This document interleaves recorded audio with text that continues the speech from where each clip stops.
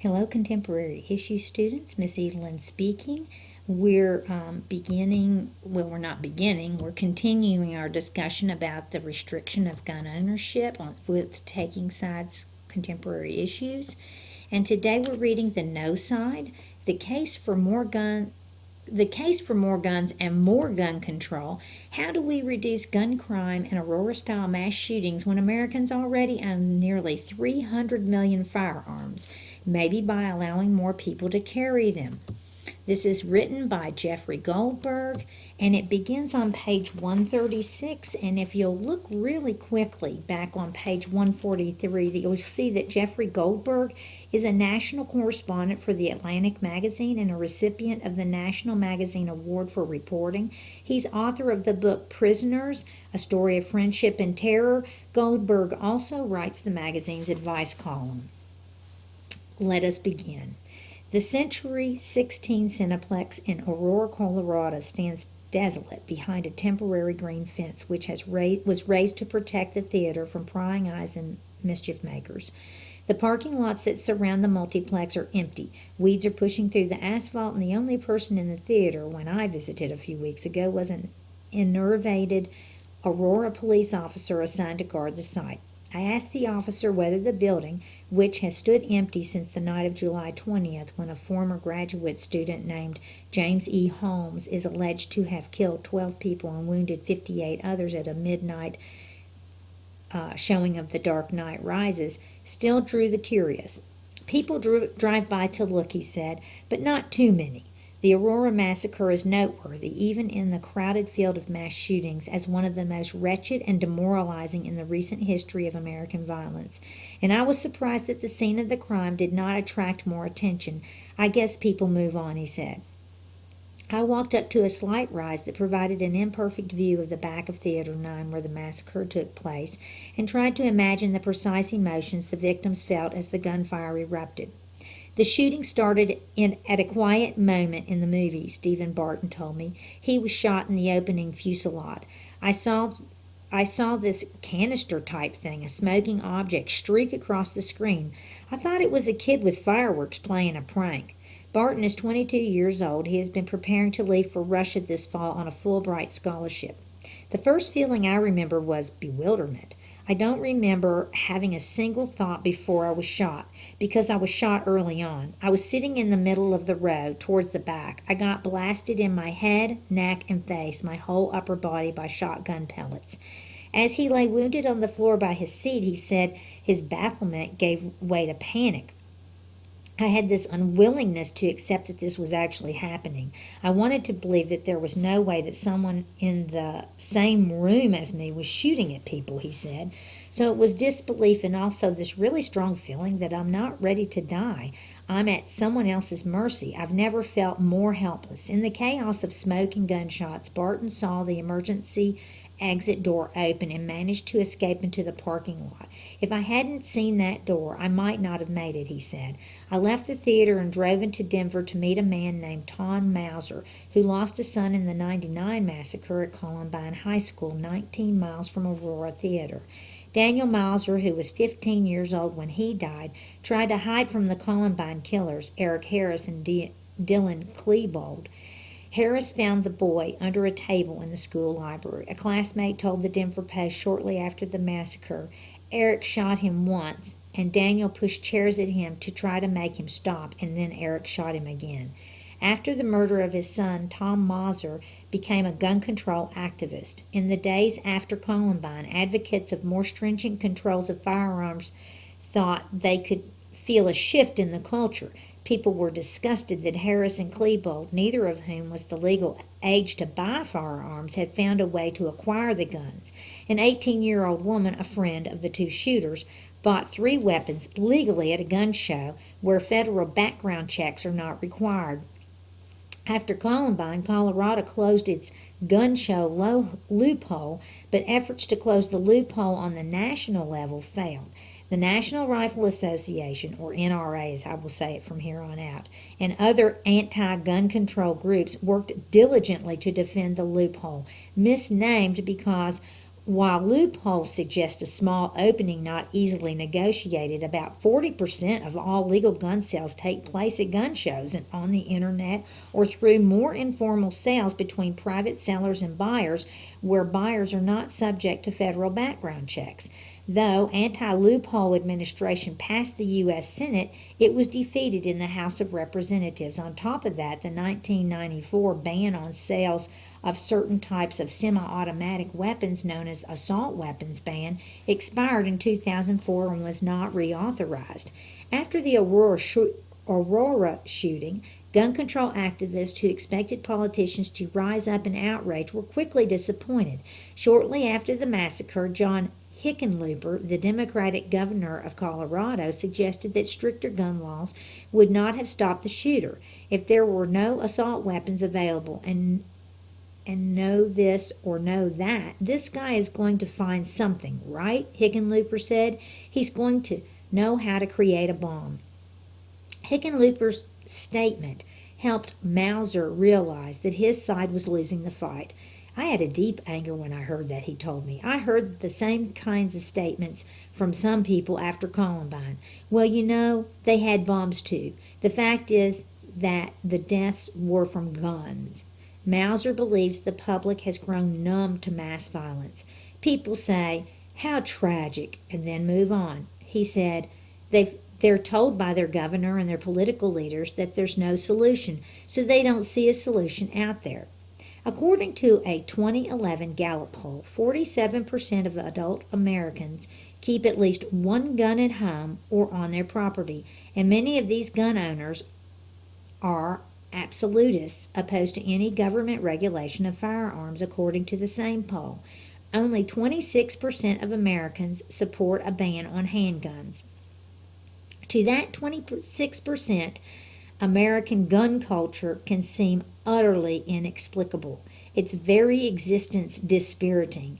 Guns are responsible for roughly 30,000 deaths a year in America. More than half of those deaths are suicides.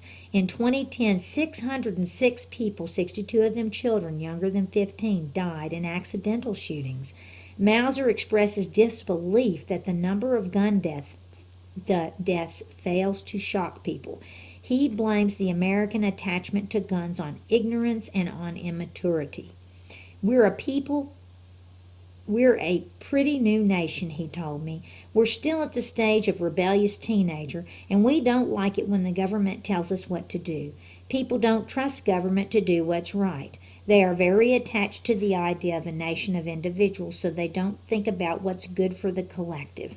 Mauser said that if the United States were as mature as the countries of Europe, where strict gun control is the norm, the federal government would have a much easier time curtailing the average citizen's access to weapons.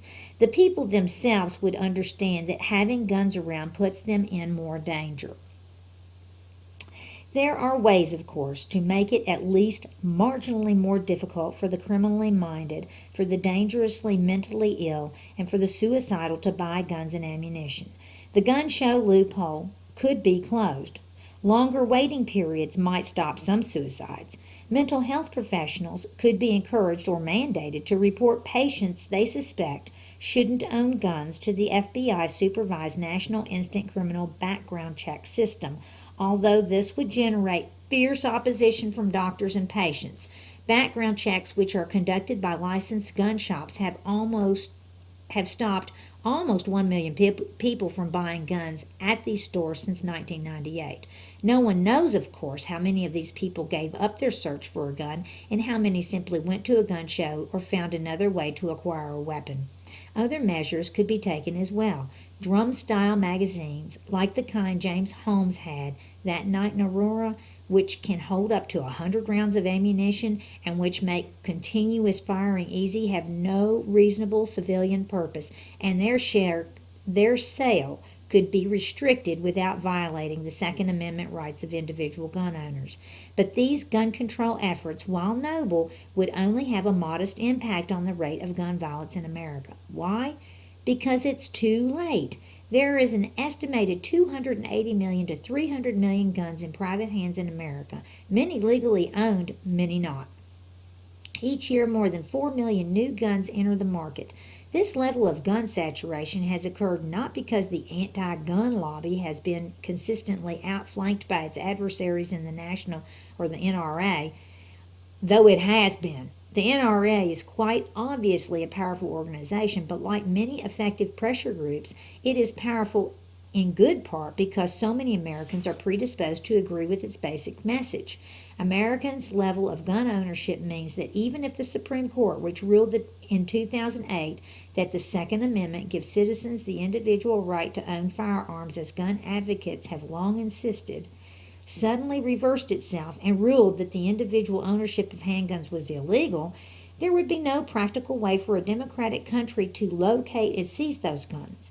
Many gun control advocates, and particularly advocates of a total gun ban, would like to see the United States become more like Canada, where there are far fewer guns per capita and where most guns must be registered with the federal government.